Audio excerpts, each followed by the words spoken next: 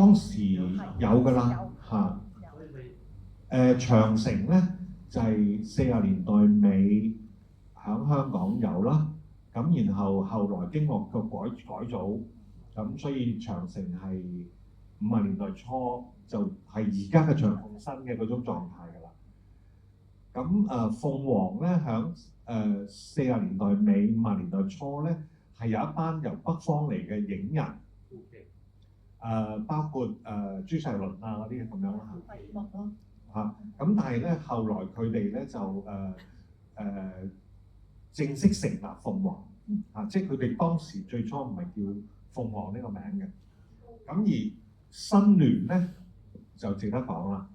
新聯咧其實就係響1952年嘅11月，1952年嘅2月啦，應該講下。1952年嘅2月話成立，但係1952年嘅11月就推出第一個作品，大家就係咁。1952年即係話長鳳新咧，響1952年咧就建立咗啦。咁當然銀都機構係80年代嘅事啦。咁呢個係即係涉及到嗰個問題。咁點解新聯1952年2月成立，要到1952年嘅11月推出第一套電影咧？咁呢件事咧，我就響香港粵語片藝術論集裏邊其中一篇文章就係關於新聯嘅，有講到。咁大家有興趣嘅就自己揾你睇。我希望帶動下我嘅三個學生。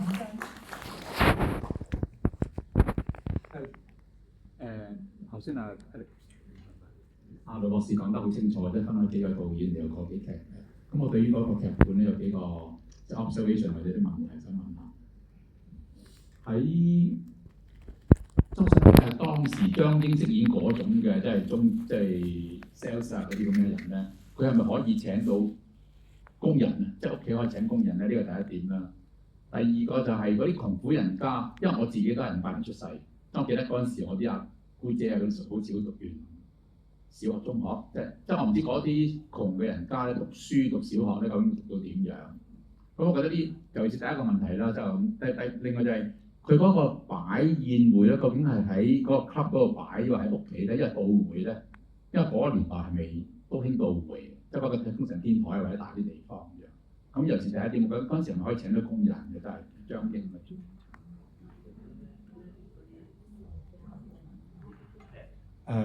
應該係可以嘅，應該有能力請到嘅，因為嗰陣時啲工人咧人工唔係好多嘅。咁而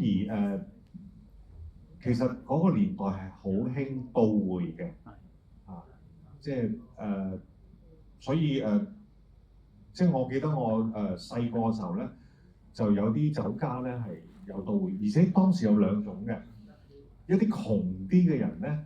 佢就去到會嗰度咧擺喜酒，擺1-2圍。咁但係咧嗰啲有錢嗰啲咧就會請嗰啲到會去嗰個屋企咧就會擺10圍以上咁樣嘅。咁呢種到會咧，其實如果你從經濟學嘅角度咧，係一種平衡啊，即係佢就唔需要開間酒樓，即係長期擺10幾20圍喺度。但係如果你有需要咧，佢係可以即係請一啲兼職嘅人咧去你嗰度咧就做10幾20圍酒咁，係一種平衡嚟